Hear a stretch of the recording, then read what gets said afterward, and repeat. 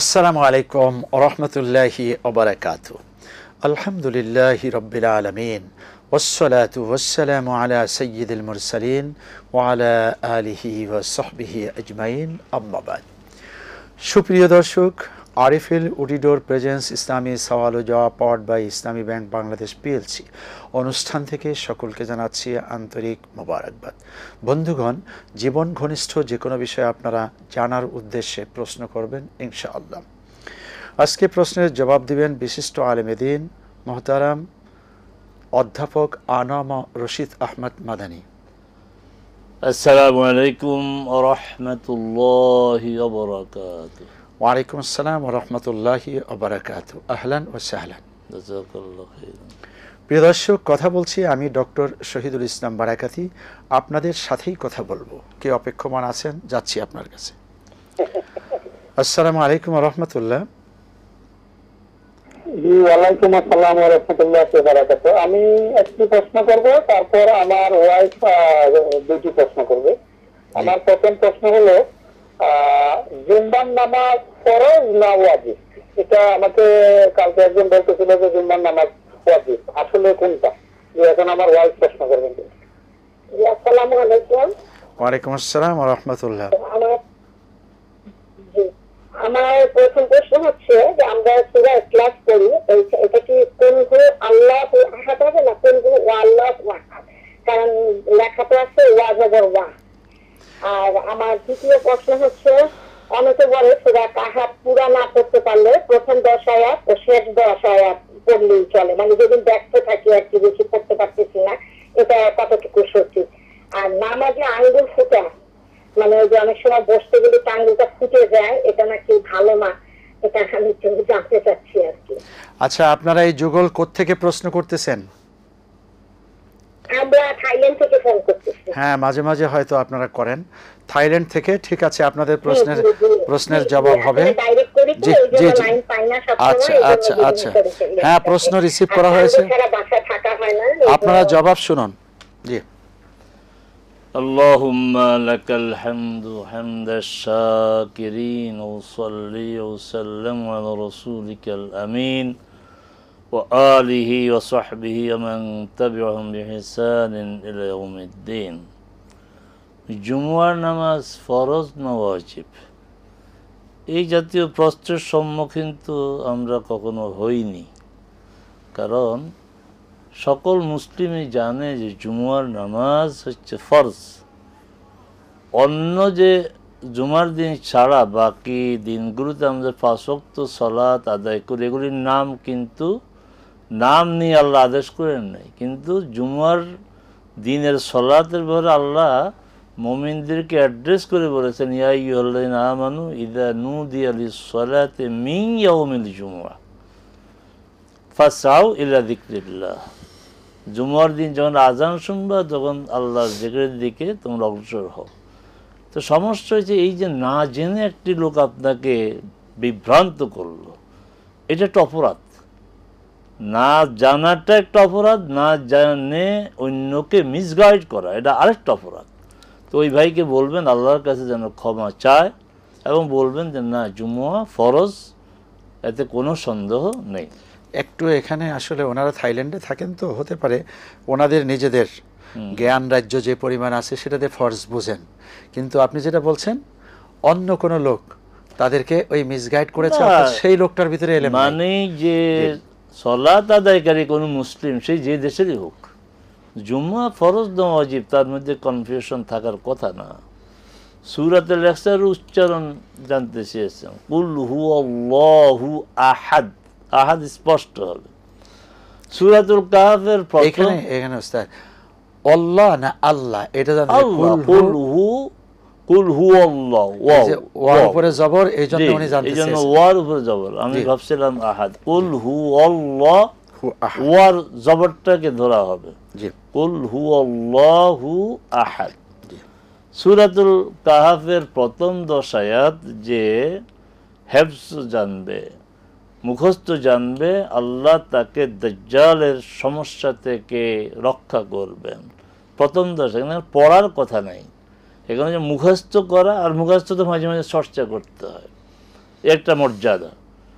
কিন্তু জুমুয়ার দিনে যে সূরা কাহাফ পড়া, রাসূল সাল্লাল্লাহু আলাইহি ওয়াসাল্লাম বলছেন যে ব্যক্তি জুমুয়ার দিনে সালাত পড়বে আল্লাহ সুবহানাহু ওয়া তাআলা এক জুমা থেকে আরেক জুমা পর্যন্ত আলোকিত করে দেবেন।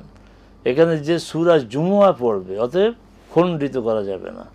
আপনি যতটুকু পারেন পড়বেন। কোরআন তেলাওয়াত করলে তো সওয়াব হবে, কোরআন তেলাওয়াত করলে সওয়াব হবে, কোনো সমস্যা নেই। কিন্তু আপনি ওই মর্যাদা যদি পেতে চান যে এক জুমা থেকে আরেক জুমা আলোকিত হয়ে যাবে, আলোকিত করে দিন আল্লাহ, তাহলে পুরা সূরাতুল কাহাফ পড়তে হবে। সালাতের মধ্যে যদি আঙ্গুল শেখ ফুটে যায় তাহলে কোনো সমস্যা নেই। বিরতিতে যেতে হচ্ছে। প্রিয় দর্শক, অনুষ্ঠানে এ পর্যায়ে বিরতির সঙ্গেই থাকুন।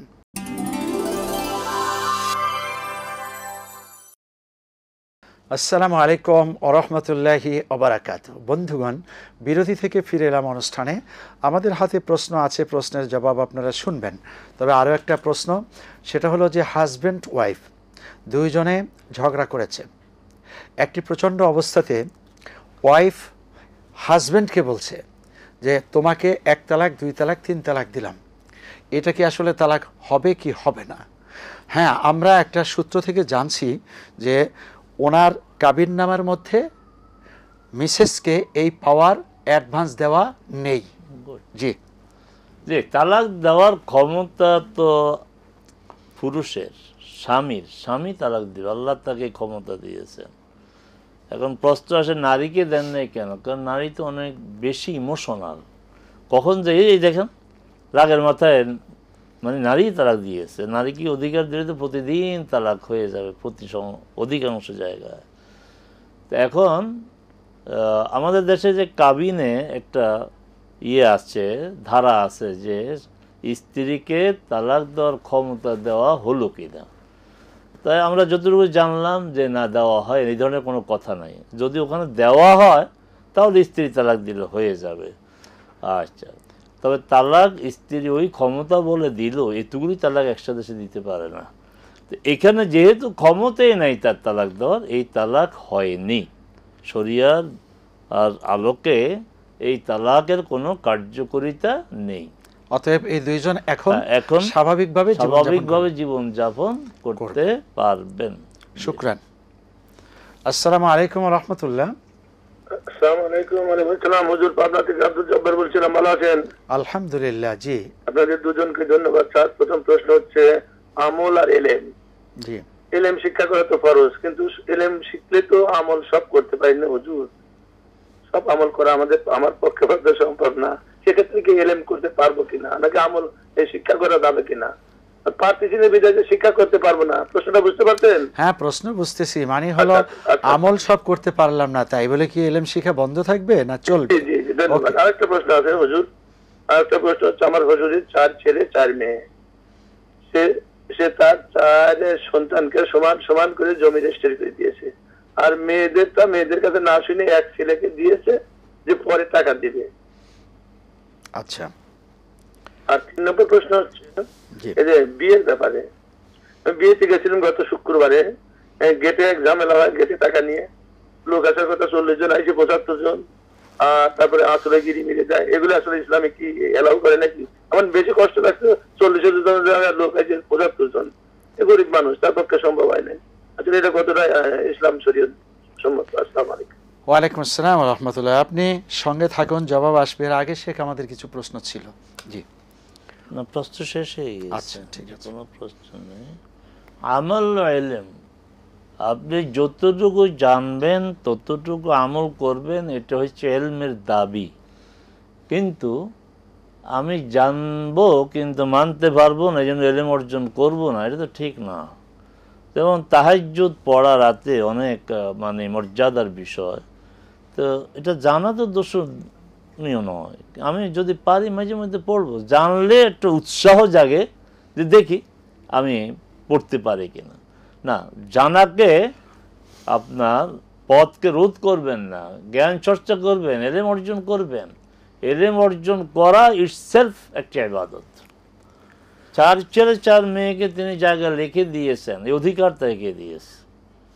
এই অধিকার তো আল্লাহর, কেবলমাত্র আল্লাহর। আল্লাহ রসুলকে অধিকার দেন নাই। সূরা নিসা 11, 12 এবং সর্বশেষ আয়াত আল্লাহ শুরু করেছেন ইউসিকুমুল্লাহু ফি আওলাদিকুম লিযযাকারি মিসলু হাযিল উনসায়াইন। আল্লাহ তোমাদেরকে আদেশ করেছেন এইভাবে বন্টন করো। তো সেই বন্টনটা তো হবে মৃত্যুর পরে। আমাদের দেশে অনেকেই এই ভুলটা করেন যে জীবদ্দশায় সন্তানদেরকে সম্পদ বন্টন করে দেন। না, এটা করা যাবে না। এই বন্টন ব্যবস্থা আল্লাহর দায়িত্বে, আল্লাহর হাতে, এবং এই বন্টন হবে লোকটি মারা গেলে। অতএব এই বন্টন ব্যবস্থা বৈধ না। আর মেয়েদের ক্ষেত্রে জুলুম কেন? মেয়েরা ছেলেদের মতোই এই বাবার ফেলে যাওয়ার, রেখে যাওয়া সম্পদ অংশ পাবে। তবে মেয়েরা পাবে, ছেলেরা পাবে মেয়ের 2 গুণ, মানে 2 মেয়ে যা পাবে 1 ছেলে তা পাবে। এখানে টোটাল সম্পত্তি আর কি আছে না আছে আপনি জানান নাই। আমরা যতটুকু আমাদের সামনে পেয়েছি তা হচ্ছে 4 ছেলে 4 মেয়ে। তাহলে এখানে সম্পদ ভাগ হবে 6 ভাগ। 6 ভাগের মধ্যে আপনার 4 ছেলে হলে 4 দুগুণে 8। হ্যাঁ, 4 দুগুণে 8 আর মেয়েরা 4। তাহলে ছেলেরা আপনার দ্বিগুণ করে 12টা ভাগ হবে। 12টা ভাগে মেয়েরা 1 করে 4 পাবে, আর ছেলেরা পাবে 2 করে পাবে। এই তো ভাগ। জি আচ্ছা শেখ, রেজিস্ট্রি করে দিয়েছে এটা অন্যায়। যদি ওসিয়ত করে যায় সেটা তো কোনো সমস্যা নেই। লা ওসিয়্যাতা লিল ওয়ারিস, উত্তরাধিকার সূত্রে যে সম্পত্তি পাবে তাকে ওসিয়ত করা যাবে না। এমনি একটা ওসিয়ত নামাজে লিখে যায় যে আমি এই টোটাল সম্পদের ব্যাপারে একটি বিবরণ দিয়ে গেলাম।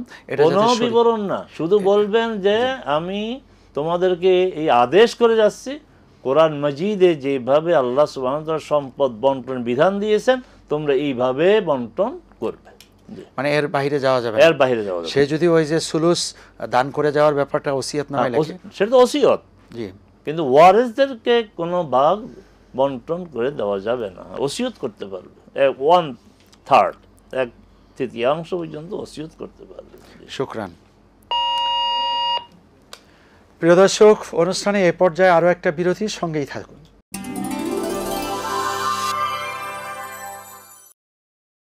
আসসালামু আলাইকুম ওয়া রাহমাতুল্লাহি ওয়া বারাকাতুহু।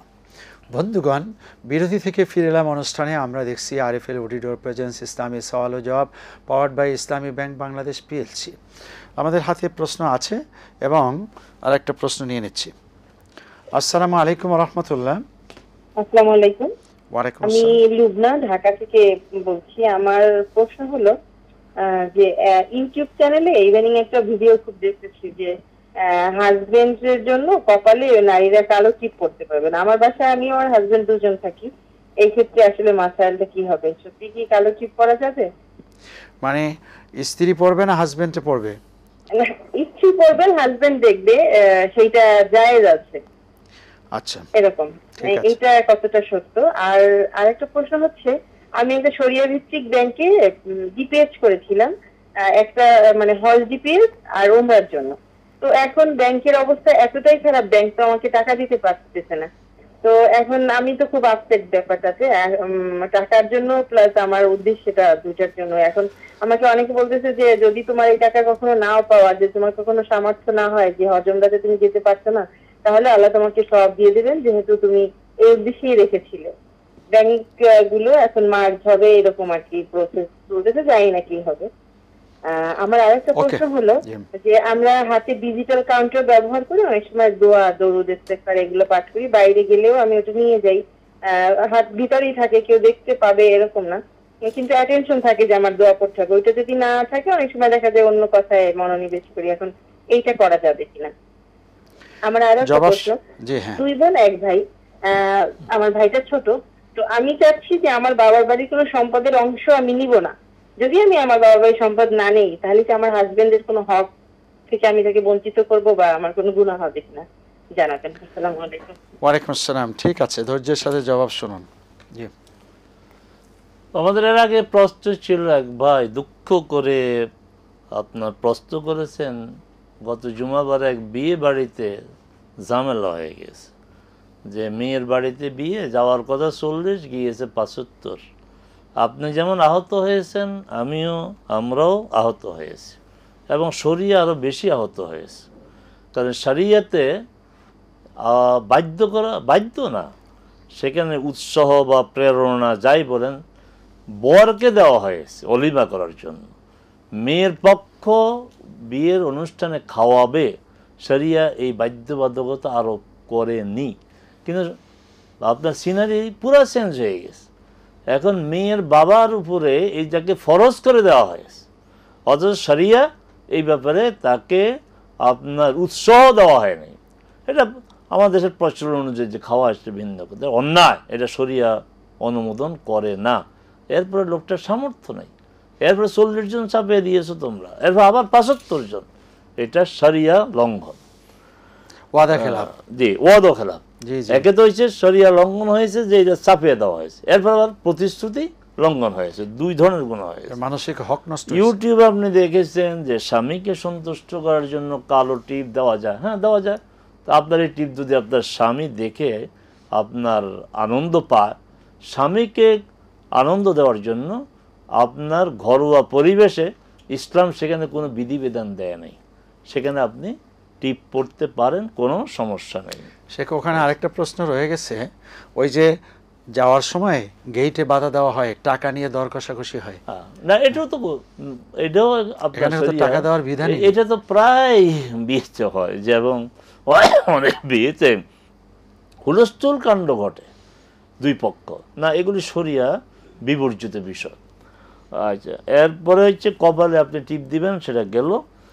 আর এটা দুঃখজনক যে আমাদের ব্যাংকগুলোকে এমনভাবে লুটপাট করে নেওয়া হয়েছে, হাজার লক্ষ লক্ষ কোটি টাকা, হাজার কোটি টাকা আমাদের ব্যাংকগুলিকে এইভাবে মানে নিঃস্ব করে দেওয়া হয়েছে। এখন বাংলাদেশ ব্যাংক উদ্যোগ নিয়েছে দুর্বল কিছু শরিয়া ভিত্তিক ব্যাংককে, সম্ভবত 5টা ব্যাংককে একত্রিত করুন, অপেক্ষা করুন, সবর করুন।